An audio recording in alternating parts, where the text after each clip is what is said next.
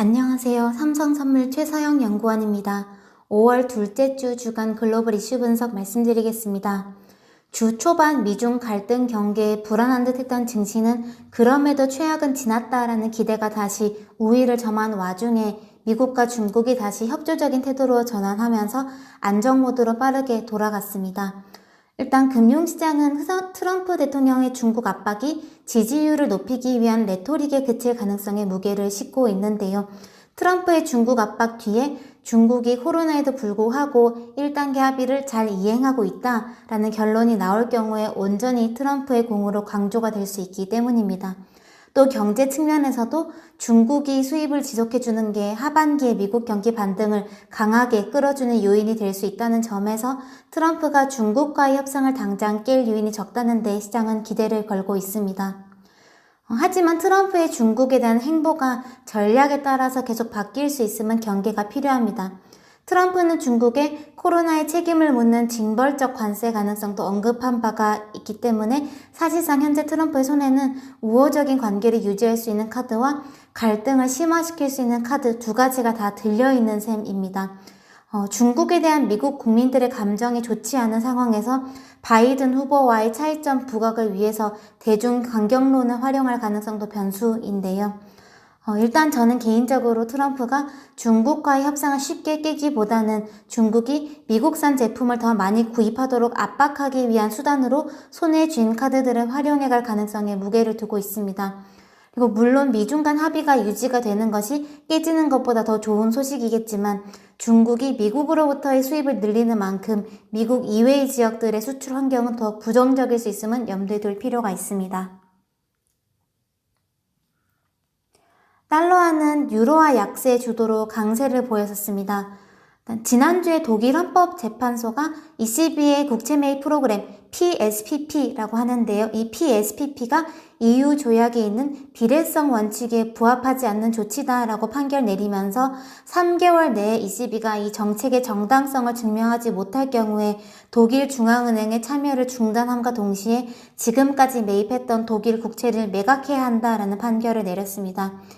이 비례성 원칙이라 함은 목적 달성을 위해서 필요한 이상의 수단을 사용하지 말라라는 원칙인데요. 즉 독일 헌법재판소는 PSPP 정책이 ECB에 주어진 권한인 물가 안정이라는 목적 달성을 위해서 필요한 권한을 넘어선 정책임을 지적한 건데 가령 회원국가의 자금 조달 비용, 부도 위험을 낮춰서 해당 국가 재정 계획에 큰 영향을 미쳤고 또 저축을 하는 주체들에게 피해를 입혔으며 한계 기업들을 생존하게 했다라는 것 등을 근거로 들었습니다.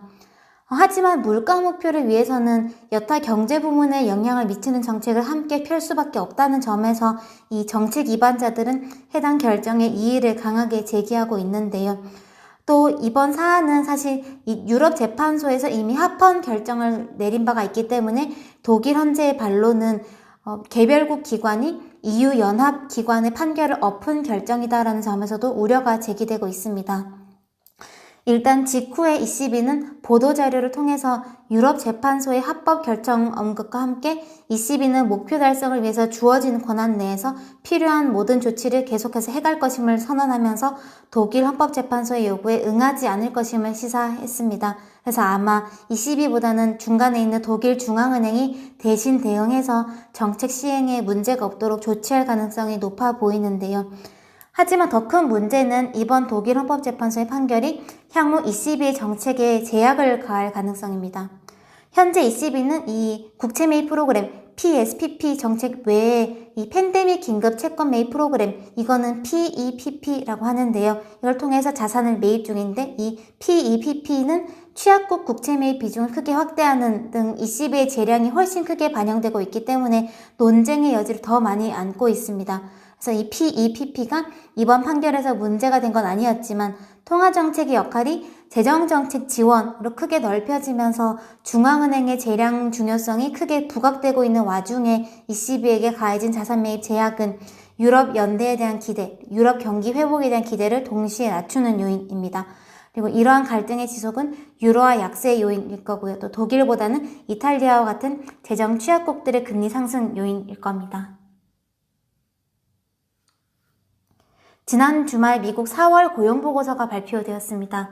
우선 4월 중순을 기점으로 조사된 이번 비농업 취업자 수는 전월 대비 2,050만 명 감소로 1939년 데이터 집계 이래 최대 감소폭을 기록했고요. 실업률도 14.7%로 1948년 집계 이래 가장 높은 수치였습니다. 일단 이 코로나로 인한 실업의 성격은 과거의 일반적인 위기들과는 여러 방면에서 좀 차이를 가지고 있는데요. 그래서 이번 고용보고서를 해석하기 위해서는 이전과는 조금 다른 기준으로 볼 필요가 있습니다. 우선 현재 미국의 실제 체감 실업률은 이번에 발표된 실업률 수치에 비해서 아마 훨씬 높을 겁니다. 이 실업률이라 함은 이 개념적으로 구직 활동을 하는 사람들 중에서 일자리를 구하지 못한 인구를 측정하는데요. 하지만 코로나의 특성상 일할 의사가 있지만 구직 활동을 하지 않는 인구가 급증했을 거고요. 이 인구는 실업 통계에 잡히지 않았을 겁니다.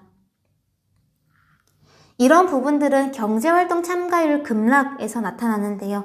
이 경제활동 참가율이라 함은 취업자와 구직활동을 하는 실업자 이 두 가지를 더한 개념입니다. 일반적인 경제 위기들에서는 취업자들이 구직활동을 하는 실업자로 변하면서 실업률은 급증하지만 경제활동 참가율에는 큰 변화가 나타나진 않습니다. 하지만 코로나 때문에 일자리를 잃은 사람들 중에서 격리를 위해서 구직활동을 하지 않는 경우에는 실업자로 분류되는 것이 아니라 경제활동 참가율 밖으로 나가게 됩니다. 그래서 보시면 4월 경제활동 참가율은 60.2%로 2월 63.4%에 비해 수직 낙하했습니다. 그리고 이런 급락은 데이터가 집계된 이래 처음입니다. 그래서 코로나로 인한 고용시장 충격을 가늠하기 위해서는 앞서 저희가 기본적으로 좀 참고하는 협의의 실업률보다는 구직 의사가 있지만 구직 활동을 하지 않은 사람들이 포함되는 광의의 실업률이 체감 실업률에 훨씬 가까울 텐데요. 이 광의의 실업률은 지난 2월 7.0%에서 4월에는 22.8%로 급등했었습니다. 또 이외에도 최근 이 시카고 연방은행에서는 이 코로나의 특성을 반영한 새로운 실업률 지표를 개발했는데요. 여기에서 추정한 현재 실업률은 25.1%에서 34.6% 사이에 있습니다. 또 이번 고용보고서에서 눈에 띄었던 부분은 임금 상승률의 급등이었습니다. 코로나로 일자리를 잃은 근로자들 중에서 저임금 직종의 비중이 고임금 직종에 비해서 훨씬 높음을 시사한 현상이었는데요. 이번 사태가 빈부격차 확대로 연결될 수 있다는 우려의 배경이기도 합니다. 또 이런 부분들은 현재 트럼프 대통령이 주장하는 소득세 감면 정책이 오히려 고소득자에게 더 큰 이득을 줄 가능성을 시사하기도 하는데요. 일자리와 소득이 있어야 소득세 감면 혜택을 받을 수 있기 때문입니다. 이례적이었던 고용지표들에도 불구하고 금융시장은 상승 추세를 계속 이어갔었는데요. 일단 컨센서스보다는 양호했다라는 안도감과 함께 여전히 일시적인 충격일 것이다라는 기대가 우위에 있기 때문입니다. 이번 실업자들 중에서 일시적 해고의 비중은 78.3%로 평소 10%대에 비해서 이례적으로 높았었는데요. 또 현재 정부가 실업수당 청구 기준을 대폭 완화하고 또 지급 금액을 기간 확대 등을 통해서 실업자들에 대한 안전망을 두텁게 제공하고 있다는 점도 실업기간이 길어지지만 않는다면 강한 V자 반등이 가능할 것이다라는 기대를 유지시켜주고 있습니다. 파월 의장도 지난 FOMC 회의 당시 기자회견에서 유사한 언급을 했었는데요. 당시 파월 의장은 이 실업 문제는 장기화될수록 일터로 돌아가기가 힘들어지는 경향이 있기 때문에 당장 충격적인 수치 자체보다는 사람들을 경제활동 참가자로 최대한 빨리 회복시키고 또 장기 실업으로 연결되지 않도록 하는 것이 고용시장의 가장 중요한 부분이다라는 점을 역설했었습니다. 일단 우리가 경제 충격의 깊이는 대체적으로 파악했기 때문에 충격적인 지표 결과 자체가 심리에 끼치는 영향은 제한적입니다. 하지만 아직 확인되지 못한 부분은 충격의 회복 강도와 기간입니다. 아마 5월 실업률은 4월보다 추가로 상승할 가능성이 높을 텐데요. 하지만 당장의 수치 자체보다 중요한 것은 고용시장 충격이 최대한 빠른 시점에 정점을 찍고 빠른 속도로 회복되는 겁니다. 아마 2분기까지는 고용시장이 추가로 악화되더라도 이런 기대들은 살아있을 수 있습니다. 하지만 3분기로 갈수록 기대는 현실로 확인되어야 할 텐데요. 경기가 회복될 때까지 지원을 멈추지 않을 정책들이 시장의 하방은 지탱해 주겠지만 경로가 순탄치만은 않을 수 있습니다. 아직 글로벌 신규 확진자들은 여전히 추세적인 하락을 보이지 못하고 있지만 시장은 그보다는 경제활동 재개에 더 무게를 두는 양상입니다. 또 미중 간 관계도 일단은 우호적인 기조로 들어선 만큼 당장 시장이 긴장해야 할 만한 큰 이슈는 적어졌는데요. 또 충격적인 지표들에 대해서도 크게 반응하지 않는 이런 긍정 편향 심리가 여전히 우세한 국면입니다. 또 이번 주에는 미국과 중국에서 주요 실물 지표들이 발표가 되고 예정이 되어 있는데 미국에서는 추가 하락이 예상되는 반면 중국은 지난달 대비 개선이 기대가 되는데 코로나를 먼저 극복 중인 중국 지표에 더 큰 관심이 모일 것으로 예상됩니다.